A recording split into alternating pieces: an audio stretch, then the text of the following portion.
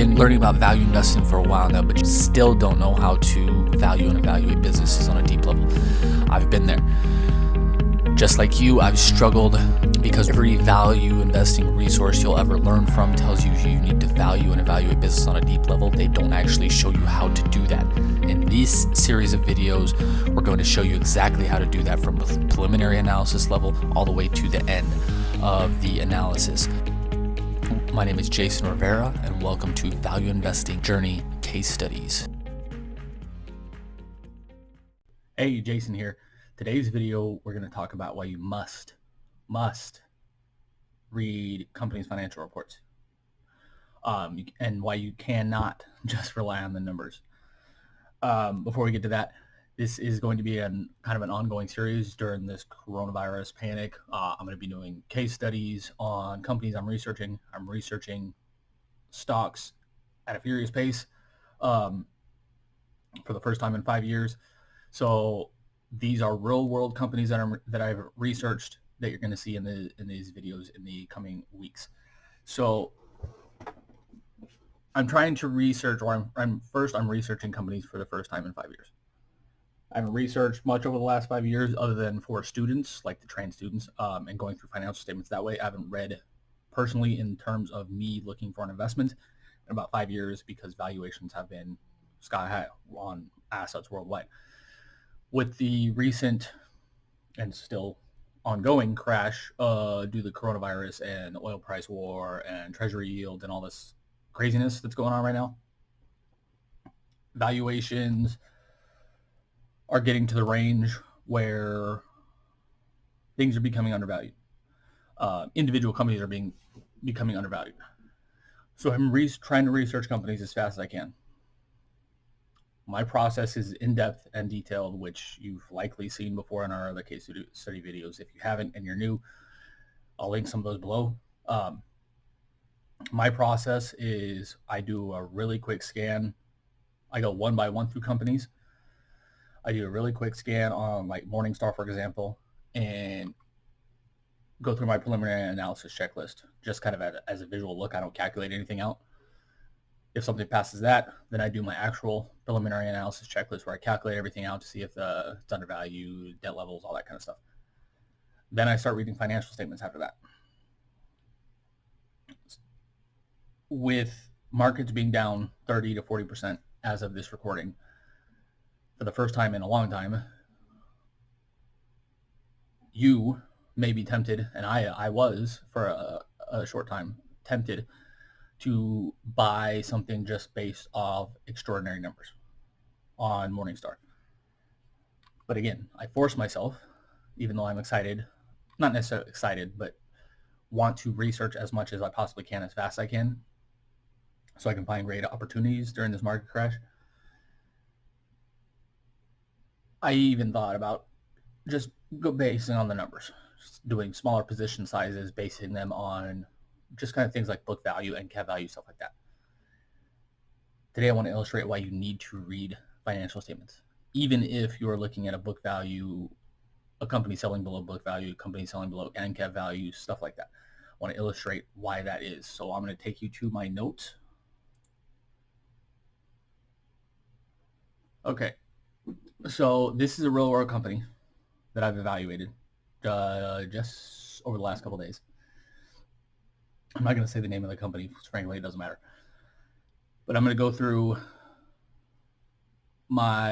these are my actual notes that I take. I have 3 sections that I take in my notes: general information, things of note, and red flags.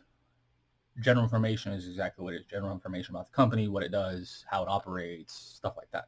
Things of note and the red flags are the 2 more important sections because these have most important things that kind of catch my eye.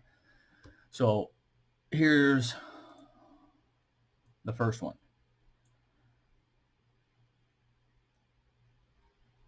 This company pays their executives and directors an enormous amount relative to the profits of the company. So as of this, including executive pay and director pay, they paid 21.1 million AED to executives and directors, and this is 18.7% of profit. That's an absurd number. Again, I want to become enormously rich.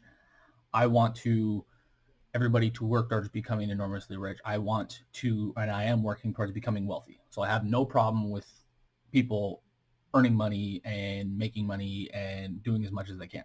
But when it comes at the expense of shareholders, that's when I have a problem with it.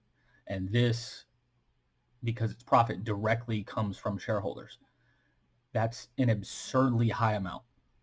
Frankly, I've seen some crazy amounts in the past, and I've talked about some of them on the blog, but I don't think I've ever seen almost 20% of profit. And I'm going to check the market cap right now to see what this is in the market cap, because I do not remember. Actually, I have that in my other notes.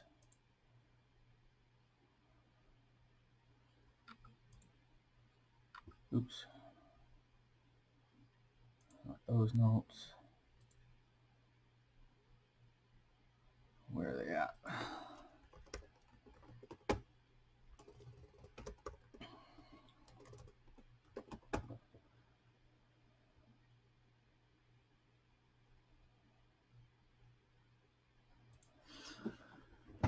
And I need to say this. There's a company name. Again, I doubt you'll even look at this, but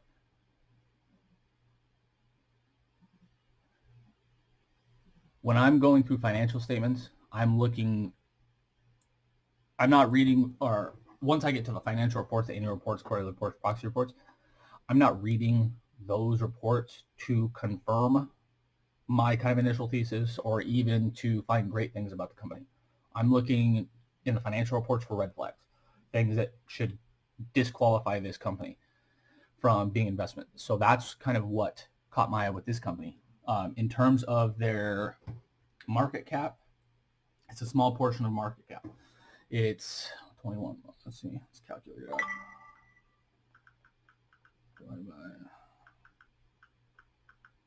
It's 3% of market cap. Not a huge amount. I've seen companies up to 25% of the market cap, which is just, again, absolutely absurd. This high payment is more of just a personal preference of mine that I don't like. I'd rather this money be going to shareholders directly via buybacks or growing the company or something like that. This is more of a pet peeve of mine. Some of the stuff we'll see down here, though, is major issues with the actual company and how they account for their numbers. So here's a big one. This is a different accounting term, adoption, pronouncement. I don't know what the exact terminology is, but it's something the IFRS has instituted. And this company is using it. To me, it doesn't look right. Again, I'm not an accounting expert. I don't pretend to be an accounting expert, but if I see something that I haven't seen before, it's usually not a good thing because I've read hundreds or thousands of financial reports at this time. So if I see something that I haven't seen before, and this I haven't seen before to this degree, it raises alarms. Okay, so the most important parts are the parts in between these red or these blue lines here. The group also elected to use the recognition exemptions for lease contracts that at the commencement date have a lease term of 12 months or less, blah, blah, blah, blah, blah. So what this means, essentially, and we'll see it down here, further down in the notes, is they're using this accounting IFRS number 16 to move some of their assets and some of their liabilities around on their financial statements in terms of how they're used, how they're presented. If you haven't read the book Financial Shenanigans, you should. I read it twice, both the original version and the 25th anniversary edition.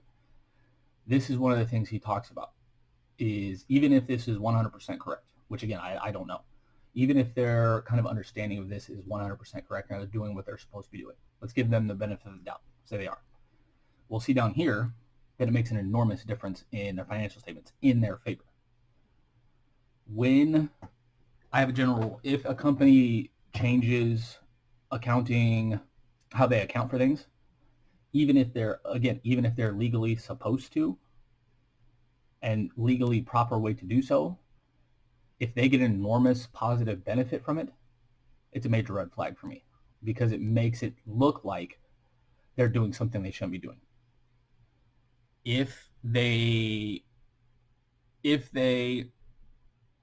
were doing things, I want companies to account in the most conservative way possible. I don't want them to benefit from their accounting in kind of a gray area.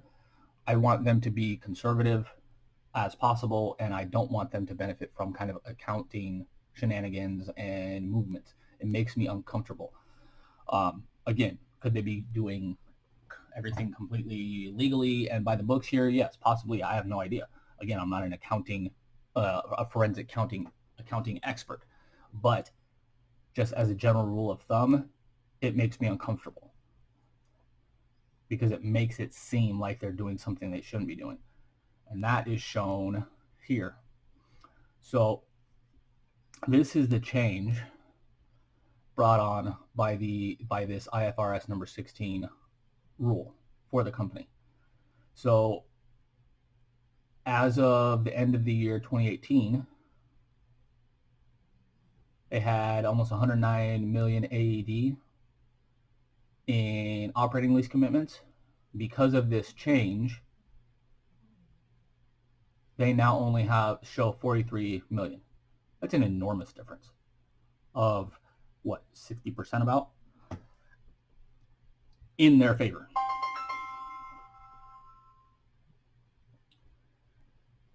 That is a major red flag to me. Again, they could be doing everything legally, they could be doing everything by the book, but it makes me uncomfortable. It makes it seem like they're not doing what they should be doing. If this was right in the past, but it's not now, why were they doing things differently? And why are they doing things differently now, especially when it's in their favor? Yes, I know laws change. Yes, I know regulations change. Yes, I know rules change. But again, it just makes me uncomfortable, especially after reading the financial shenanigans books a couple times. Okay, so those are big things. These combined, or those combined with these that we're going to see here in the red flag section, are an even bigger deal to me. Okay, the group can elect to classify irrevocably its equity investments as equity instruments designated at fair value through OCI when they meet the definition of equity under that accounting standard number 32. Financial instruments presentation and are not held for trading. The classification is determined on an instrument from an instrument basis. So what does this mean? This is a horribly written sentence that's pretty much impossible to understand. So what does this mean? The keywords here are fair value. So this company has, let's say they have equity investments on the stock market, and they on the books are determined at fair value, but they're not held for trading. These two combined do not make sense. Again, yes, I know regulations change, and Berkshire Hathaway just had to make massive changes, I think last year or the year before, to how things were accounted based on new accounting rules. But in the past, accounting rules, they were held at book value unless they were for trading. Then they were designated at I think market value. Again, I know this has changed. I don't think it makes any sense, especially if you've seen over the last 30 days, 40 days, the market swings wildly. So this could literally transform your entire company doing it like this. I don't like it. It doesn't make any sense. Let's see.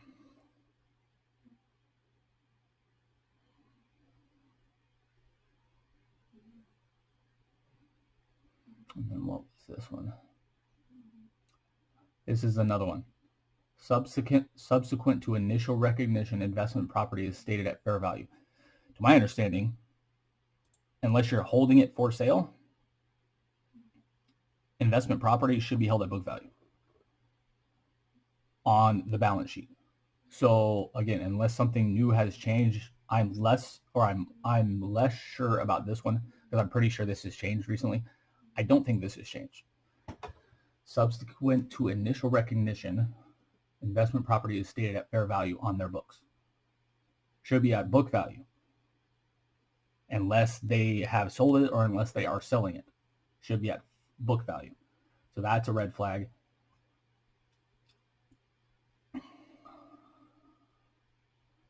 This as well, the reason this is important is because they can, if they are recognized at fair value, if they think the property value has gone up, they can recognize that as a gain on their statement of profits, or they can recognize it a loss, which they probably would never do unless they're forced to. They can always keep saying it's going up in value to increase the perceived value on their balance sheet and the value of their company.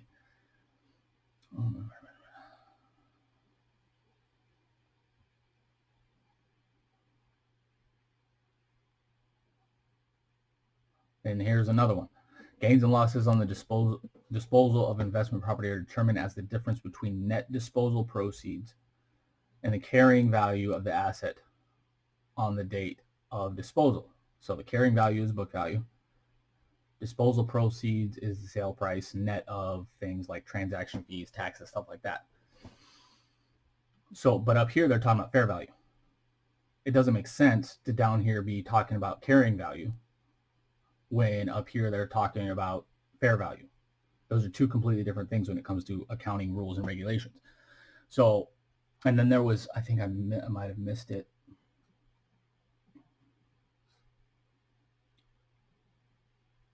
Let's see if I can find it. There was another part in this company's financials that made me completely uncomfortable. Essentially that they could recognize the value of their assets essentially based on their judgments, which every company does, but they don't explicitly say essentially this is at our judgment, and because they, again, just like the example down here, they can essentially say whatever value they want. Granted, they'll probably be in kind of a gray area based on accounting rules and regulations, but I don't want my companies to be in accounting rules and regulations gray areas. I want them to be conservative estimates. I want them to be way away from kind of a legal gray area. I don't even want them to be close to that area.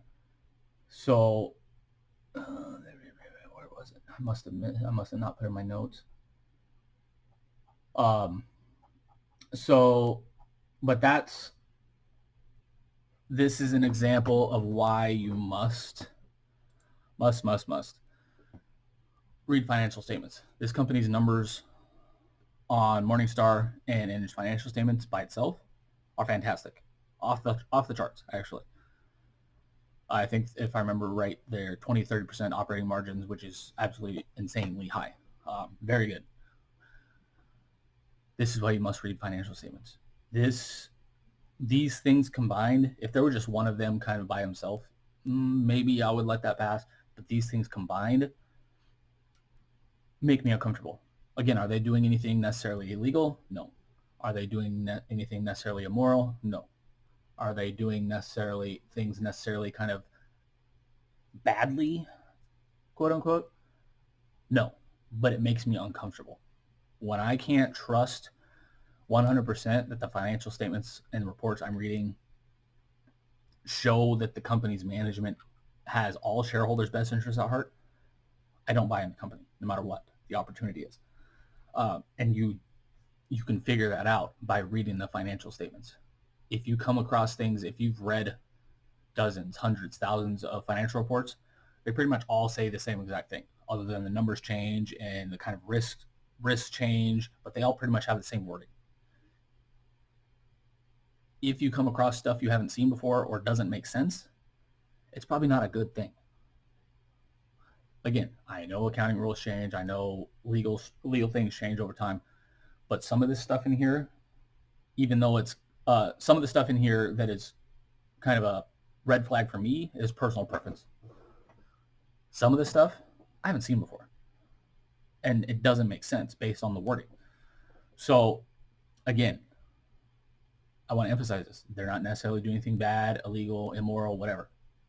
It makes me uncomfortable how things are worded in the financial statements. And as an outside investor who doesn't have access to the internal books at the company, all I have to rely on, and all you have to rely on, is the financial statements and the financial reports.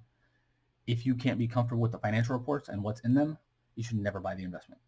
No matter what the opportunity is, no matter what the upside potential is, no matter what the kind of book value and undervaluation protection and margin of safety is, in my opinion, you should never, if you can't get comfortable with the financial statements and the financial reports, buy a company. If you can't trust, and 100% trust, that they make sense and that they are doing things right. Does that mean there's no risk? No, there's always risk in any investment, but you should be 100% confident in your decision. You shouldn't be kind of like, this is maybe. You should be 100%, I want to buy this right now because X, Y, and Z. I'm comfortable with red flags or potential red flags or potential problems, X, Y, Z, or ABC. There's always risk. This doesn't mean there's zero risk. This means you're comfortable with your investment thesis and that you trust the management. Again, this is why you have to read financial statements. This is why when most professional investors don't read financial statements,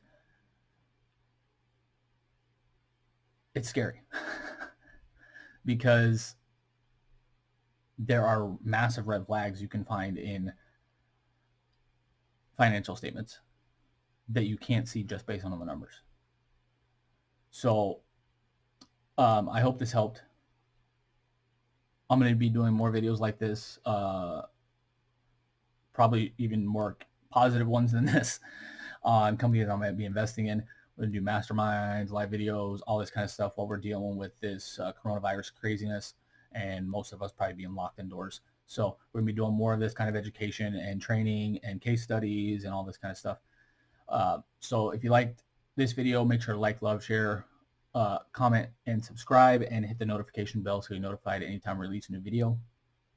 If you're listening on the podcast or anywhere else, thanks so much, and make sure to do the same thing: like, love, share, subscribe, retweet, whatever.